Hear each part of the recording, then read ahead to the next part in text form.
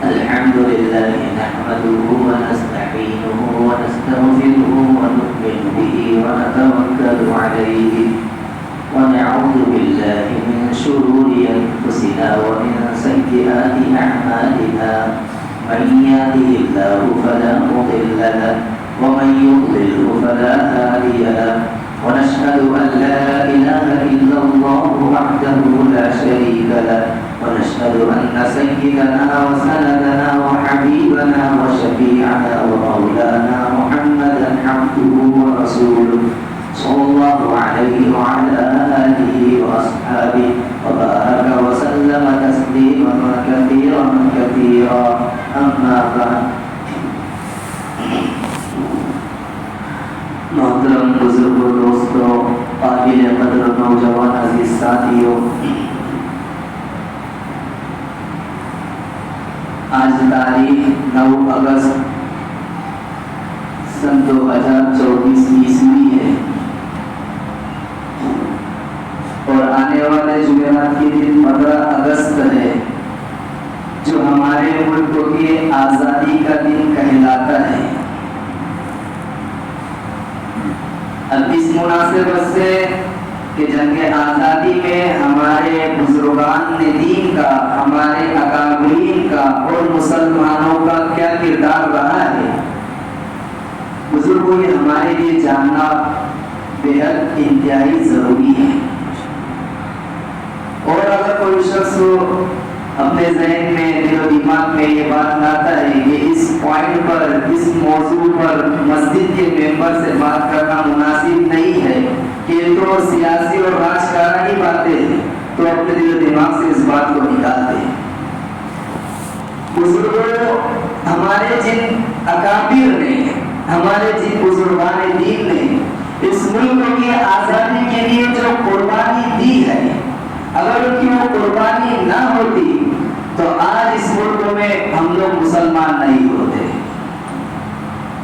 آج اس وقت الحمدللہ پورے ملک میں مساجد ہے، مدارس ہے، مکاتب ہے، خانقاہیں ہے، دینی درسگاہیں ہے، مراکز ہے، دعوت و تبلیغ کا کام ہے۔ اللہ پاک کی قسم کے آزادی کے لیے ہمارے بزرگوں کی قربانیوں کی برکت سے اگر وہ حضرات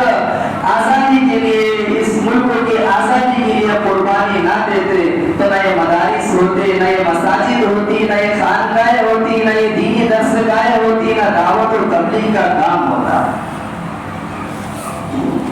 اور آج ہم ڈنکے کی چوٹ کے اوپر بہت فخر کے ساتھ اور بہت یقین کے ساتھ یہ بات کہہ سکتے ہیں کہ اس ملک کی آزادی کی خاطر، اس ملک کو آزاد کرانے کے لیے جتنی قربانیاں اور جتنی جانیں ہمارے اکابرین نے، ہمارے بزرگان دین نے اور مسلمانوں نے دی ہے، وہ دوسری قوموں نے نہیں دی۔ آج ہم ڈنکے کی چوٹ پر یہ بات کہہ سکتے ہیں۔ لیکن ساتھ ہی ساتھ بزرگوں، بڑے افسوس کی بات یہ ہے کہ آج ہم خود مسلمان ہی اپنے بزرگوں کی قربانی کو نہیں جانتے۔ یہ دکھ بھری اور کڑوی حقیقت ہے کہ ہم اپنے بزرگوں کی قربانیوں کو نہیں جانتے۔ ایک شاعر نے شکوہ کیا ہے اپنے شعر کے اندر کہ پتا پتا بوٹا بوٹا حال ہمارا جانے ہے، پتا پتا بوٹا بوٹا حال ہمارا جانے ہے، جانے نہ جانے بوڑھی نہ جانے باغ تو سارا جانے ہے۔ شاعر کہتا اپنے شعر میں کہ ایک مرتبہ میں ایک باغیچے میں گیا تو باغیچے کے ایک ایک پتے کو، ایک ایک کلی کو معلوم ہے کہ اس پھول کی داستان، اس پھول کا اتہاس کیا ہے، لیکن اس کھلنے والے ان پھول ہی کو نہیں معلوم کہ میری داستان اور میرا اتہاس اور میری ہسٹری کیا ہے۔ تو بزرگوں، اس ہندوستان کے باغیچے کے خود ہم مسلمان، ہم خود ہی نہیں جانتے کہ ہماری ہسٹری کیا ہے، ہمارا اتہاس کیا ہے، اور اس ملک کی آزادی کے لے کر ہماری تاریخ کیا ہے۔ تو ہمارے لیے جاننا، ہمارے بزرگوں کی قربانیوں کو جاننا بہت ضروری ہے۔ اگر ہم نہیں جانیں گے تو تذبذب کی حالت میں زندگی گزاریں گے۔ جیسے ہم کو بتایا جائے گا ہم ویسے مانیں گے، جیسے ہمیں پڑھایا جائے گا ہم ویسا سمجھیں گے۔ تو بہت ہی مختصر انداز میں آپ حضرات کے سامنے ہمارے اکابرین کا اور مجاہدین مجاہدان آزادی کا تذکرہ کروں گا۔ سب سے پہلے بات ہمیں یہ معلوم ہونا چاہیے کہ اس ملک پر 800 سال سے لے کر 1000 سال تک مسلمانوں کی حکومت رہی ہے، جس میں لودھی خاندان بھی آ گئے، تغلق خاندان بھی آ گئے، اور آخر میں مغل خاندان کے لوگوں نے اس ملک پر حکومت چلائی ہے۔ پھر مغل کے پاس سے حکومت انگریزوں کے پاس گئی، اور یہ کیسے گئی یہ ایک کڑوی بات ہے بزرگوں، جس کو میں بیان نہیں کرنا چاہتا۔ بس اتنا سمجھ لو کہ جب تک ہم لائق تھے اور اہل تھے، اللہ تعالیٰ نے یہ ملک کو ہمیں دیا، اور جس دن ہمارے اندر نالائقی آ گئی، اللہ تعالیٰ نے یہ ملک کو ہم سے چھین کر دوسروں کو دے دیا۔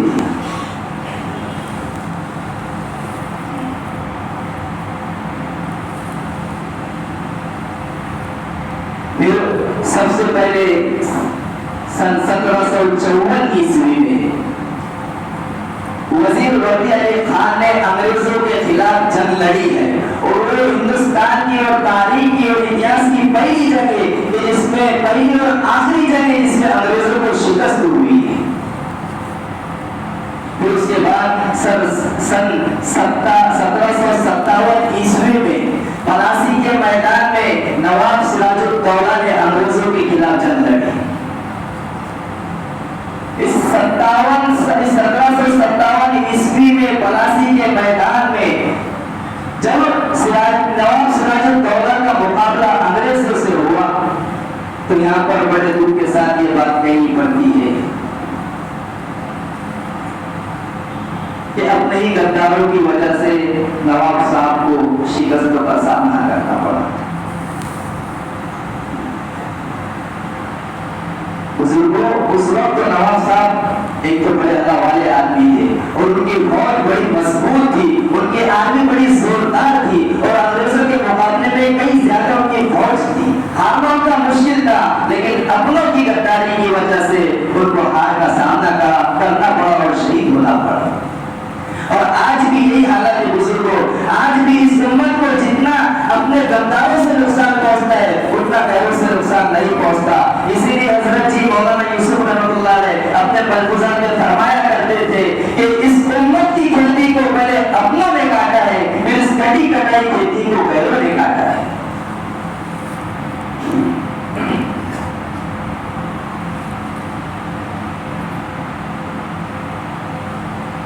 پھر جب انگریز طاقتور ہوئے اور ملکوں میں آگے بڑھے، تو سن 1799 عیسوی میں شری رنگا پٹنم کے اندر میسور کی سلطنت، جسے سلطنت خدا داد کہا جاتا ہے، جس کے بادشاہ سلطان ٹیپو شہید رحمۃ اللہ علیہ، سلطان ٹیپو شہید رحمۃ اللہ علیہ کون تھے؟ ایک جملہ ان کے بارے میں کہوں گا۔ ہمارے سامنے جو تصویر دکھائی جاتی ہے کہ جس کے چہرے پر داڑھی نہیں ہے، وہ غلط تصویر ہے، وہ سلطان شہید رحمۃ اللہ علیہ کی تصویر نہیں ہے۔ حضرت شیخ الاسلام سید مولانا حسین احمد بدی رحمۃ اللہ علیہ نے خود لکھا ہے کہ ٹیپو سلطان شہید رحمۃ اللہ علیہ اپنے زمانے کے قطب و ابدال کے سردار تھے، زندگی میں کبھی تہجد نہیں چکی، اور بزرگ جس دن وہ شہید ہوئے ہیں، جس دن وہ شری رنگا پٹنم کے میدان میں شہید ہوئے ہیں، تو اس دن کی تہجد پڑھی ہے، فجر کی نماز پڑھی ہے، نماز کے بعد قرآن پاک کی تلاوت کی، اشراق کی نماز پڑھی، پھر اس کے بعد میدان میں جا کر شہید ہوئے۔ اور اللہ نے اتنا روک دیا تھا کہ ان کی شہادت کے بعد بھی انگریز کی ہمت نہیں تھی کہ ان کی لاش کے پاس آ جائے۔ بعض مولوی نے لکھا ہے کہ 3 دن تک کسی انگریز کی ہمت نہیں کہ ان کے لاش کے پاس آ جائے۔ 3 دن کے بعد ایک انگریز افسر جس کا نام جنرل لارڈ ہنس بیان کیا جاتا ہے، وہ آتا ہے، وہ جب دیکھتا ہے کہ شہید ہو گئے، اب زندہ نہیں، اسے اطمینان ہوتا ہے۔ پھر اس وقت اس نے اپنا جھنڈا گاڑ کر اعلان کیا کہ اب ہندوستان ہمارا ملک ہے۔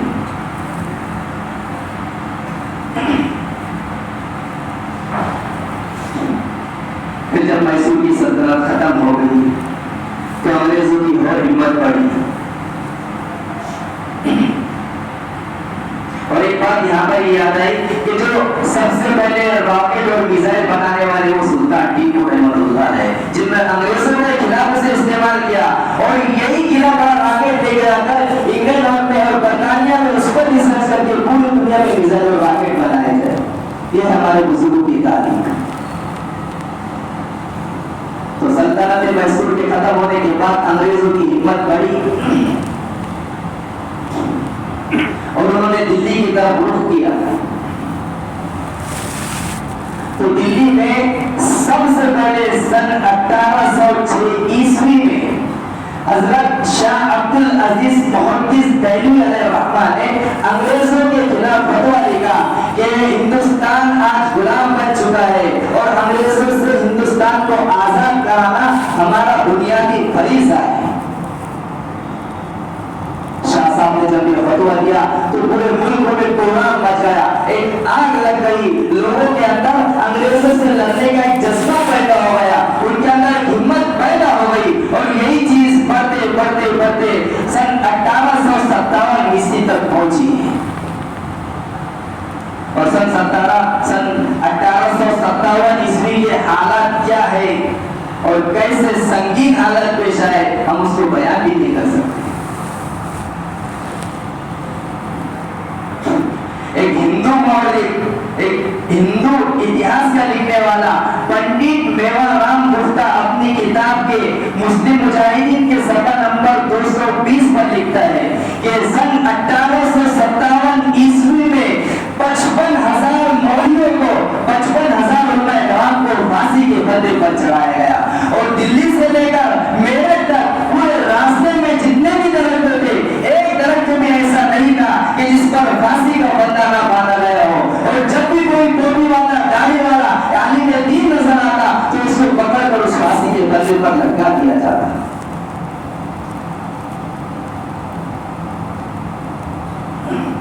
آگے وہ دوسری بات کہتا ہے کہ 55,000 علماء کرام کو پھانسی دی گئی اور ساتھ ہی ساتھ 5 لاکھ مسلمانوں کو قتل کیا گیا. اور بزرگوں کو صرف قتل نہیں کیا گیا, بڑے ظالمانہ انداز میں, بڑے دردناک انجام میں انداز میں انہیں قتل کیا گیا. کبھی تو کسی کو بوری میں باندھ کر زندہ دفن کر دیا جاتا, کسی کو باندھ کر زندہ ہونے کی حالت میں چاقو اور چھری سے کاٹا جاتا, کبھی کسی کے اوپر زہریلے جانور چھوڑ دیے جاتے. بڑے ظالمانہ اور دردناک انداز میں مسلمانوں کو اور ہمارے اکابرین اور بزرگوں کا فضل اللہ نے دین کو شہید کیا گیا. یہ ہمارے بزرگوں اور اکابرین کی تاریخ ہے جنہوں نے اپنے ملکوں کو آزاد کرانے کے لیے اتنے قربانیاں دی. پھر اس کے بعد جب انگریز آگے بڑھے ہیں اور جب ان کا دلی پر قبضہ ہونے لگا تو بہادر شاہ ظفر کو گرفتار کیا گیا. ان کے ہارنے کے بعد بہادر شاہ ظفر کو گرفتار کیا گیا اور نظام الدین مرکز کے سامنے جو ہمایوں کا مقبرہ ہے وہاں انہیں قید کیا گیا. وہاں قید کیا گیا اور انہیں ناشتہ پیش کیا جاتا تھا. تو ایک دن ناشتے میں ایک بڑے کھنچے میں, ایک بڑے پلیٹ میں ان کے جتنے نوجوان بچے تھے سب کے سر کاٹ کے اس میں رکھ کر اس میں ایک ریشمی رومال ڈھانپ کر ان کو دھوکہ دے کر پیش کیا گیا کہ لوگ ناشتہ کرو. بہادر شاہ ظفر نے جب وہ کپڑا ہٹایا تو بزرگ روئے نہیں, غمگین نہیں ہوئے, اللہ کا شکر ادا کیا کہ تیموری شہزادے ایسے ہی ہوتے ہیں کہ وہ اپنے باپ کے سامنے سرخ ہوتے ہیں, سرخ ہوتے ہیں. وہ خوش ہوئے کہ میرے بیٹے نے سر کٹا دیے لیکن ان ظالم انگریزوں کے سامنے اپنی گردنیں نہیں جھکائی, ان کی غلامی کو قبول نہیں کیا. پھر آخر میں انہیں رنگون کی جیل میں قید کیا گیا اور وہاں پر وہ شہید, وہاں پر ان کا انتقال ہوا.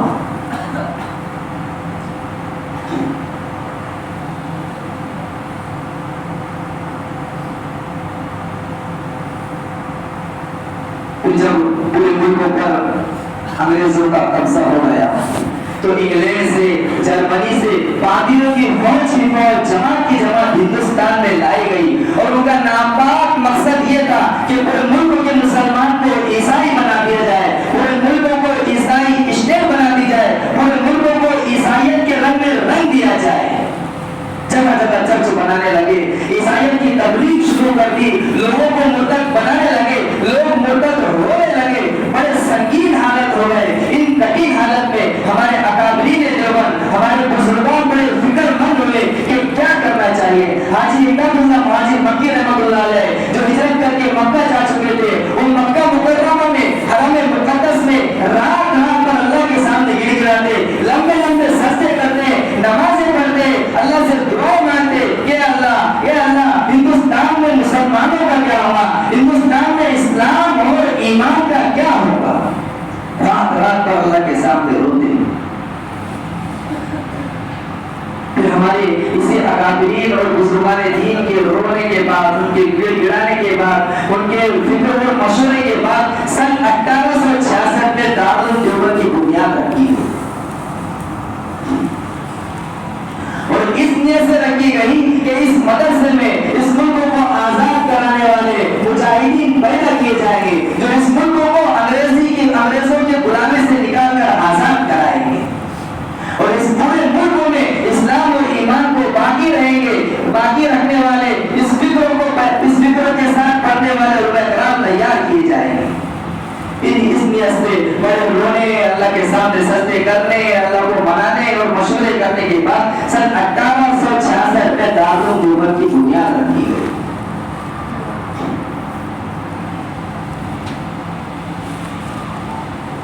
اسی دارالعلوم دیوبند کے سب سے پہلے عالم، سب سے پہلے شیخ الحدیث حضرت شیخ الہند مولانا محمود حسن دیوبندی رحمۃ اللہ علیہ، بڑے اللہ والے، بڑے بزرگ، بڑے اللہ کے ولی،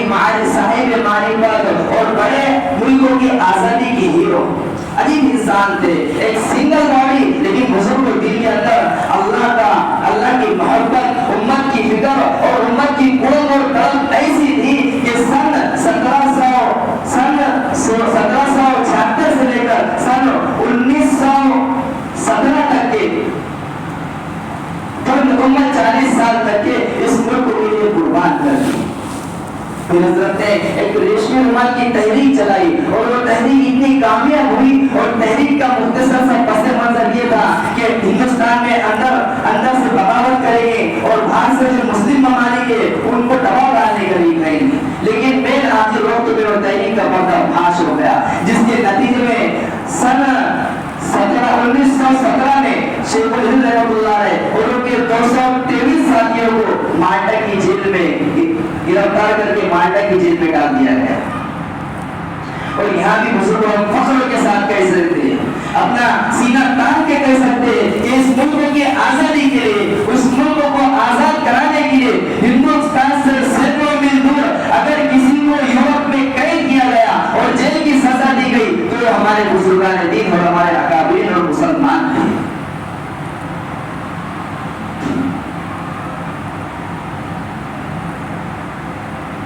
یورپ کا ایک وہ ٹاپو ہے آئرلینڈ مالٹا جس میں برف ہوتی ہے،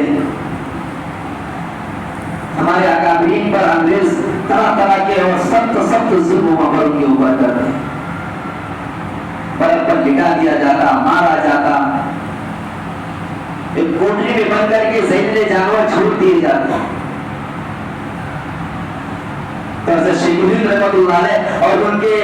ساتھی 3.5 سال تک اس مالٹا کی جیل میں رہے۔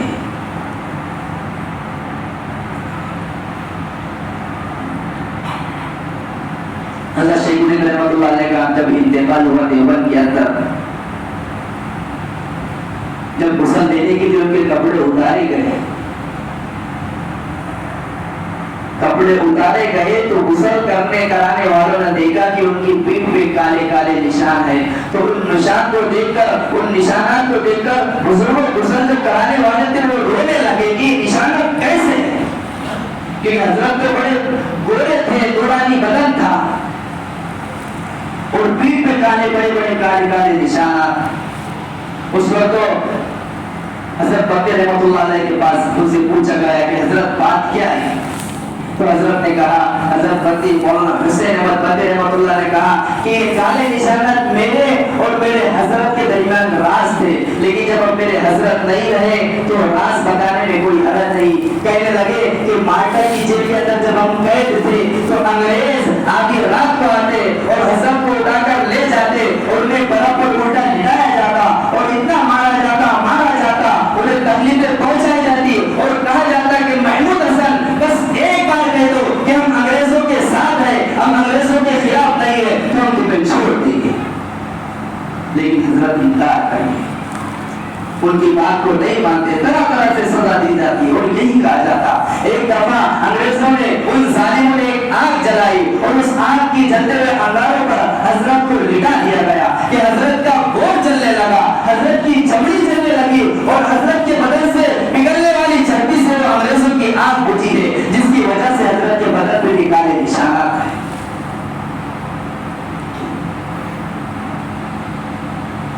इस कदर कुर्बानियां दी बुजुर्गों, हमारे अकाबिरीन ने और हमारे बड़ों ने इस मुल्क को आजाद कराने के लिए। फिर जब 1920 में हजरत माल्टा की जेल से छूटकर तशरीफ ला रहे थे, तो बंबई में जब स्टीमर के जरिए से पहुंचे पूरा मुल्क हिंदुस्तान आपके इस्तेकबाल में, उस मौके पर उस वक्त हजरत ने गांधी जी को पसंद फरमाया और अपने साथ जंग में शरीक किया, अपने साथ लड़ाई में शरीक किया और इनमें से कहा कि तुम्हारा ये लीडर है। उस जमाने में उस वक्त जमीयत उलमा हिंद के फंड से, उनके पैसों से, जमीयत उलमा हिंद के पैसों से पूरे मुल्क में गांधी जी को सफर कराया गया, उनका दौरा कराया गया और हिंदुओं में ये बात मुताबिक कराई गई कि ये तुम्हारे लीडर है। और उस मौके पर मौला अब्दुल बारी की पहले रहमतुल्लाह अलैह ने गांधी जी को महात्मा का लक़ब दिया। तो वो हम ही थे कि जिसने गांधी को महात्मा बनाया, वो हम ही थे जिसने गांधी को बैरिस्टर से राष्ट्रपिता और हिंदुओं का लीडर बनाया।